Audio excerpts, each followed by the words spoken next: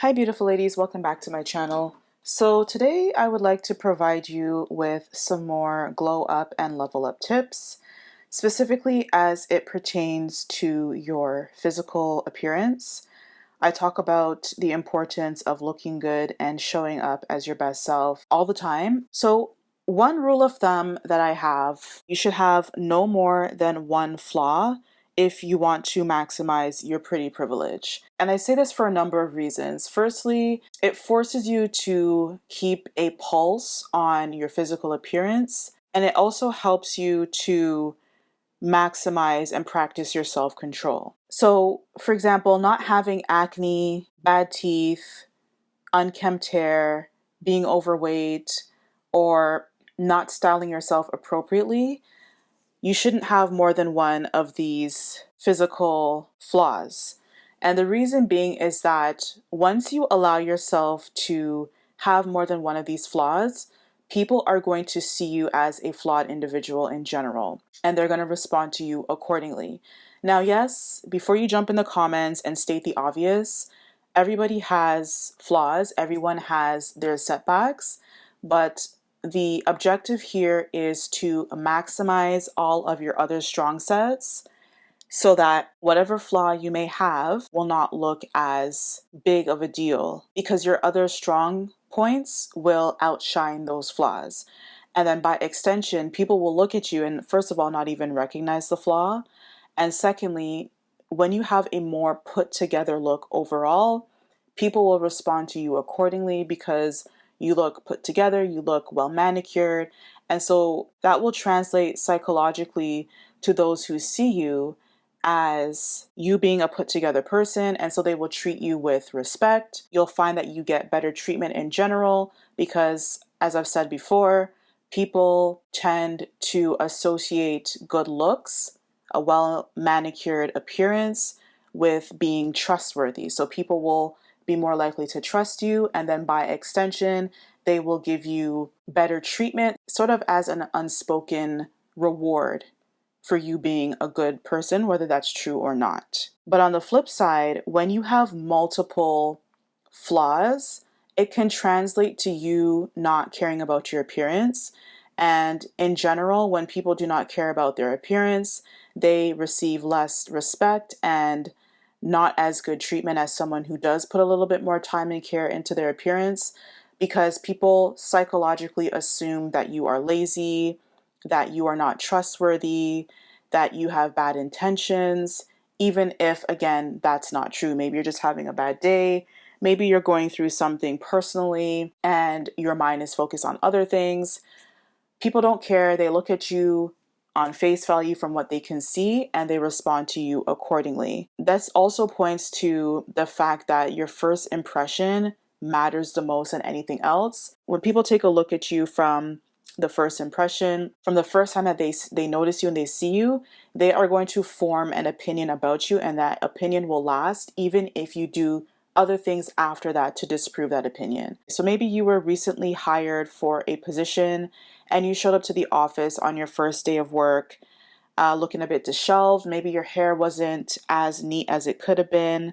Maybe you were wearing clothing that did not fit you as properly, maybe too tight or too loose. Your coworkers will take a look at you and think, oh, this person, they're going to be lazy, they're going to be sloppy, they're going to be the underachiever of the team. That's how I'm going to treat you. And you could very well be the overachiever on the team. You could very well be the show pony, the person who does well, the person who outperforms everyone. Even though you've demonstrated and proven that you are capable and qualified for the job, people are still not going to respect you because of that first impression that you made. And if you continue to show up looking sloppy, people are going to overlook you for the person who may not be as smart or as competent in their role, but they look together. They look like they could possibly be a part of management. That person who is able to imitate and mask what the higher ups look like will receive, by extension, receive better treatment. So if you have any flaws, which we all do, you need to take a look at what these flaws are, take inventory of what these flaws are, and come up with a game plan to eliminate them and eliminate them quickly. Some flaws you can't get rid of.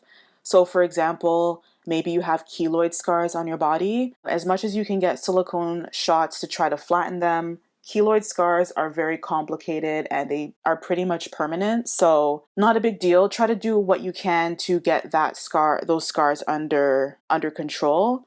But let's say that you have acne.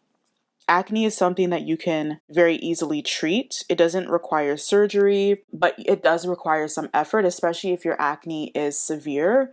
So I would focus on getting your hormones and your gut health under control so that your skin health by extension will reflect that your insides are healthy. And then simultaneously, I would work on incorporating a skincare routine that you stick to religiously. And then over time, you'll notice that not only will you feel better, but your skin will start to show that you are balanced, your insides are balanced, and the skincare routine will help to heal the blemishes and scarring that's on your face. I recommend incorporating a Korean skincare routine. Korean skincare, honestly, in my opinion, is decades ahead of Western skincare. They incorporate science into their formulation. So not only does it treat the surface issues like the pimples and getting those under control, it goes down to the epidermis and the multiple different layers in your skin to address any issues and to restore your skin's natural barrier so that you're less likely to break out in the future. But of course, all of this will not matter if you have a poor diet, you are eating something that you may have a sensitivity to, or your hormones are consistently out of whack. That's why I say that simultaneously you should get both of those under control so that your skincare routine will work. Maybe you don't have acne, maybe you're overweight and you have bad teeth. I would recommend getting braces. Even if you are in shape, if you have bad teeth, get braces. Braces, Invisalign, really save up for it. If you cannot afford it, save up for it and get it done by a professional. There is coverage for Invisalign. Just look at the coverage that your insurance may provide through your work and get it done that way. If you do not have insurance, maybe you're self-employed or you're a housewife and your husband doesn't have insurance. If you went to a college or a university, look into getting coverage through your alumni benefits. A lot of colleges and universities offer group benefits the same way that an employer would to their alumni. And it works the same way as if you were to get those benefits through an employer. You pay a small amount each month or biweekly, and then you're able to choose your coverage package. So go ahead and choose a package that will allow you to get braces or Invisalign.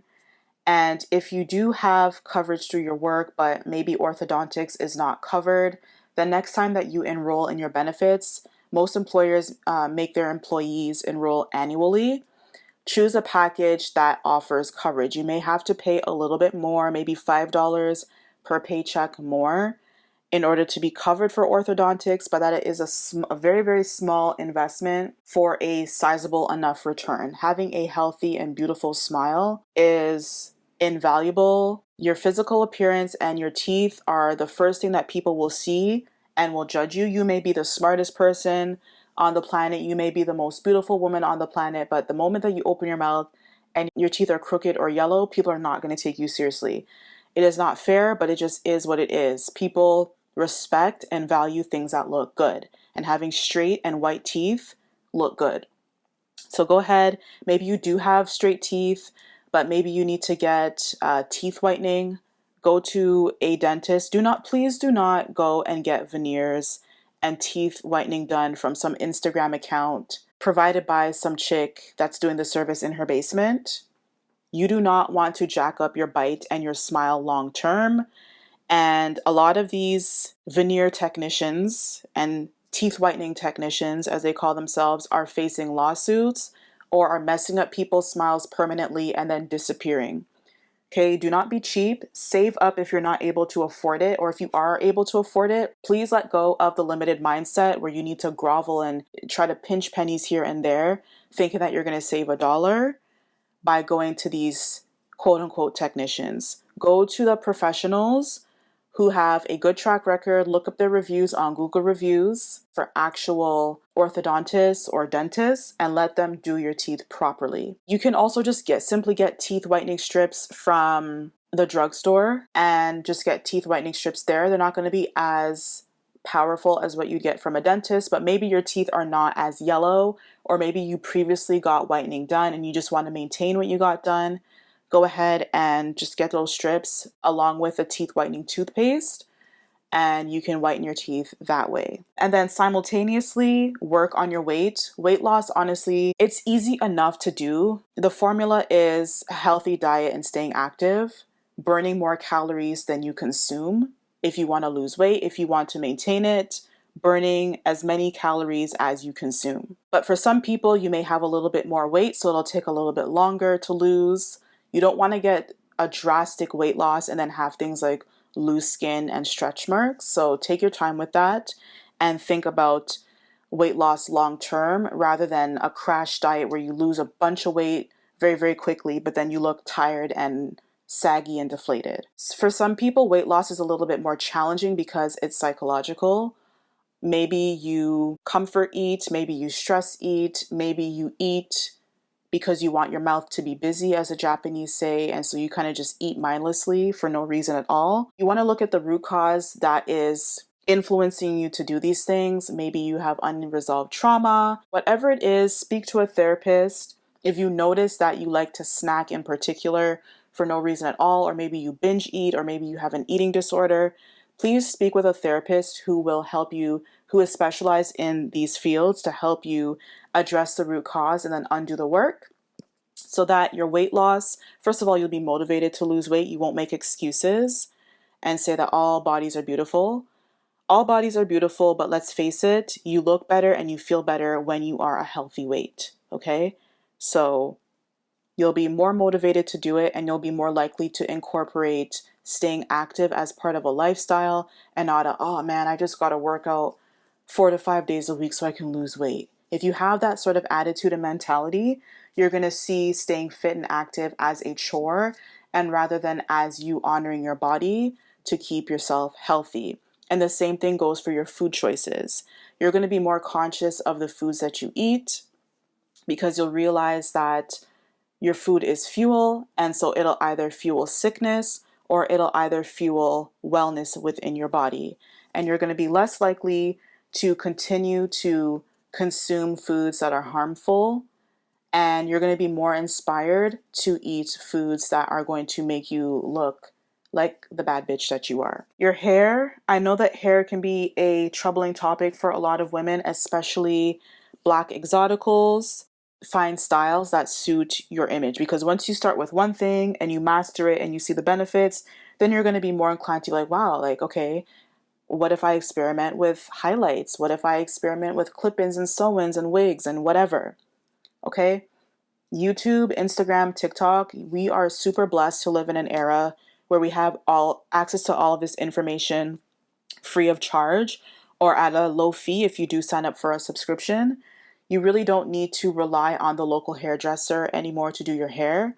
Just take time out to find styles that suit you, to find styles that you like, and just play around with it. If it looks terrible on your face shape, no big deal.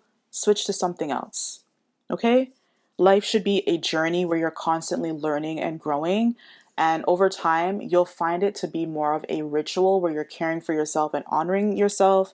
Okay? So in a nutshell, again, you want to limit your flaws to just one flaw, because people will respond to you when you look more put together. And it's not fair, but the more flaws that you have is the more unkempt that you look. Okay, so you want to create an illusion and limit your flaws as much as possible so that you can look more polished and more put together. And then by extension, you will benefit from pretty privilege and looking like a better version of yourself. And if you think that you're not conventionally beautiful, it really doesn't matter. Beauty is subjective. As they say, beauty is in the eye of the beholder. But as a general rule and general consensus, you will be seen as beautiful regardless of your facial features if you look put together. Why do you think Donald Trump always has a suit on? People make jokes about his appearance and his hair and his skin tone all the time, but he always makes sure that he has on a well-tailored suit because people respect and respond well to things that look good. Same with Kamala Harris. She always makes sure that her hair is styled, whether you like the style or not. It doesn't look like she just woke up out of bed and went to do a press conference. She always looks put together. She always has on a well-tailored suit. You should run with that same principle. Work on your flaws. Use anything, any resource that you have at your disposal, and create a more refined look. If you need help and you don't know where to turn to, hire a stylist, okay, an image consultant, someone who is licensed and trusted to help you with your look, your image. If you can afford the services of an esthetician or a dermatologist, go to a dermatologist or an esthetician who's licensed and who is knowledgeable in working with especially skin of color. Skin of color is very easy to scar. So you want to make sure that you're using products that will not scar darker toned skin. It really still baffles me that some estheticians don't understand that and think it's a myth, okay? But anyone who's knowledgeable, regardless of skin tone, they'll tell you like, yes, you need to be careful because our melanocytes are larger, so it's more susceptible to damage. Work with someone who understands that and who can tailor a skincare routine for you. Maybe it also involves getting a bit of Botox to help with any sagging or signs of aging. If you don't want to do that route, no problem. Whatever it is, these are just examples that I'm shooting out. Look within yourself and see what needs to be done, and then connect with a professional who can help you, or just simply take your time and do the work to address these issues that you may have. And then a couple months from now, a year from now, first of all, you're going to look back at yourself and say, whoa, I look so much better in photos. I have much more confidence. Maybe you were asked on more dates. Maybe you got more promotions. Maybe strangers and people were nicer to you in public compared to like how you used to look. So a year from now, come back to this video and drop down below the changes that you have noticed. Or if you already have experience with this, please let us know down below in the comments. Thank you so much for watching, and I will see you in the next video.